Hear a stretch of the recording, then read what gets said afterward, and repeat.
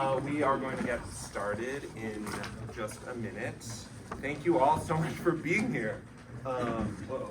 There's so many of you. My name is Zach Schlossberg. I am the program coordinator at the Joins Reading Room for Plan 2, and I will be your moderator today for these 5 amazing presentations. Each presentation will be 8 minutes, and we have Sarah Beth, our timekeeper, who will be keeping us honest.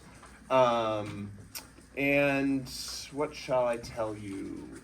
Please think of your amazing and wonderful questions while these presenters are speaking, but Q&A will be at the end. We'll have all 5 of our presenters up here, and remember that your questions are a gift to these students who have been working for so long on these presentations. So keep some in your arsenal for when we have a lot of time at the end for discussions.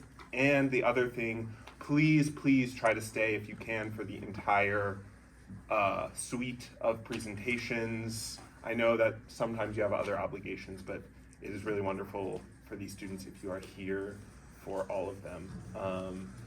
And I think, did I miss anything?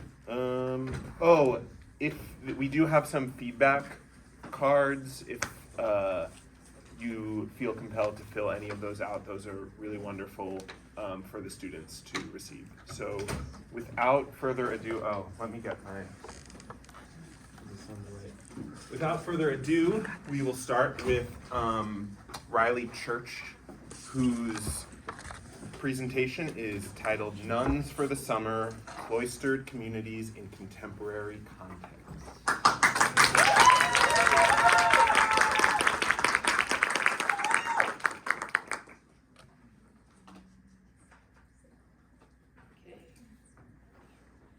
Hi guys, my name is Riley and I wrote a screenplay called Nuns for the Summer. This is my whole thesis title. So my guiding question throughout this whole process was, what is the role of cloistered communities in modern contemporary society? And I divided my research into 3 categories. I looked at the second coming of age, defining a time after graduation from college, not after high school, as a lot of young adult media focuses on, and I was mostly looking at how coming of age is connected to capitalism, and also like who gets to come of age in a fictional story. So that leads me to my next point of representation on screen. In a world where trans people are constantly under attack, my research finds that people who know another transgender person are twice as likely to be trans allies. And so I wanted to really focus on creating positive representation of that storyline. And also so much of media kills and hurts the queer and trans characters by the end of the story. And so I wanted to create something that subverted those expectations and gave a happy ending. I was also interested in monastic life, which is a little out there. But I specifically was looking at nunneries as queer spaces, as their cooperative living communities, full of people who are living non-traditional, non-heteronormative lifestyles. So I was specifically looking at like how nuns come of age and why and how does someone become a nun and the impacts of that in society. So this is my full process. I actually started writing the screenplay back in 2022. In my intro to screenwriting class, I wrote the first 25 pages. I completed traditional research like I just discussed, but also I consumed a lot of media, which I'll get into in a second. As I was writing my screenplay, I realized that I was not giving inaccurate representation to nuns. I had never met a nun, and everything was kind of based off of the media that I was consuming, and I was just not being very respectful. So I attempted a lot of interviews. I cold called and emailed nunneries across the world. Nobody wanted to talk to me. As soon as I said the word queer, they were like, okay, we're hanging up now. Totally fine. But eventually I connected through the University of Notre Dame to the Kyle Moore Abbey, which I ended up getting to visit in Ireland in December, which I'll get into. And so after my visit, I rewrote everything again. I tested my screenplay amongst different audiences, and then I rewrote everything again. So these are my inspirations for kind of the style. I was really looking at like Gen Z media. I've got to have Dairy Girls in there for the Ireland concept. And then these are kind of inspirations for the actual topics that I'm discussing. These are some other media that I consumed that I highly recommend. I really loved everything that I read and watched while preparing for this. So what everyone wants to know about, why I hung out with some nuns in December. So I was granted a grant from Plan 2 to travel in December and spend 8 days in Ireland. For half that time, I spent in Dublin and Galway, and then I was able to travel to Kylemore Abbey, which you can see is that castle behind me in that photo, and live amongst the nuns for 4 days.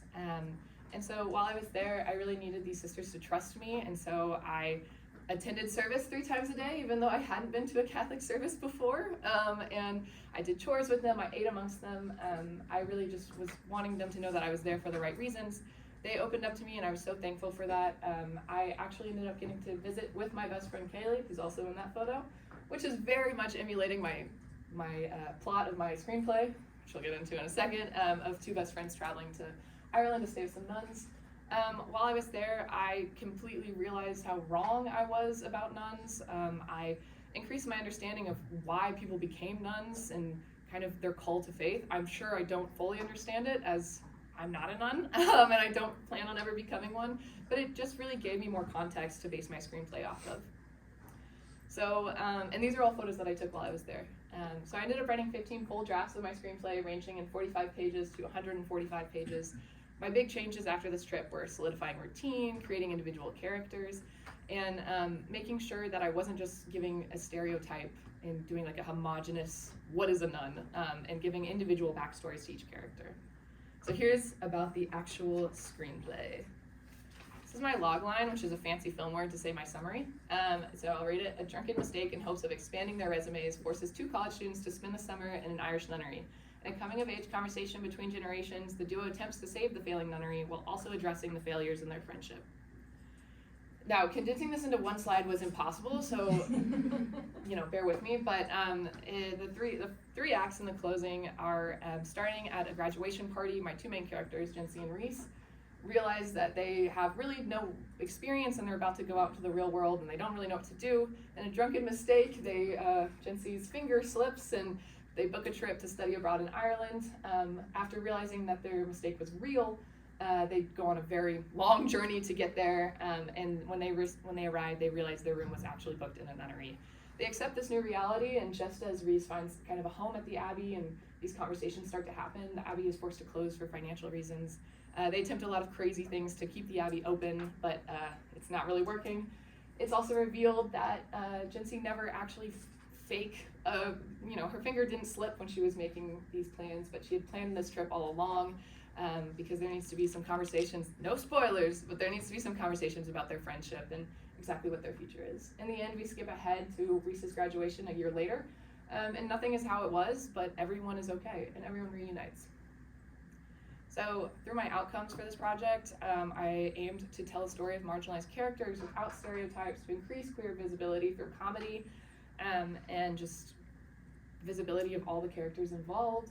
I expanded the genre of second coming of age, which is what I'm calling this time period after college, and I wanted to offer insight to non-traditional life plans and hope that people who are watching or reading this are able to explore more into their own identity and pathways. I connected all my disciplines, as I am a radio, television, and film major, which I've been waiting to do for all of college.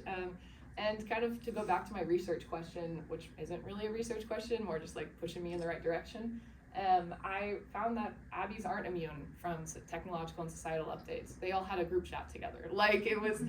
But what is immune to the societal updates is their community support and their trust in each other. And so I realized that the place of cloistered communities is so utterly personal and per the individual that it's just not really definable in a project like this.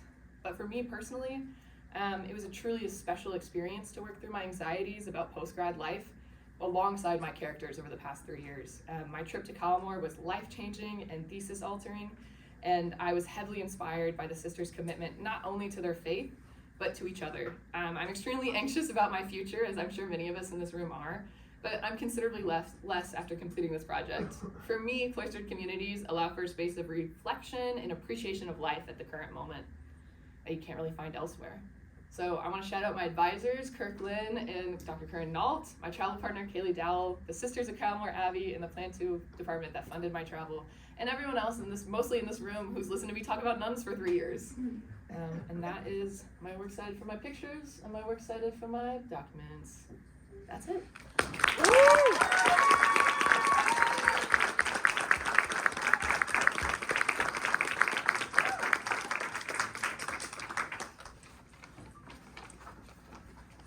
All right. Our next presentation will be by Katerina Flore.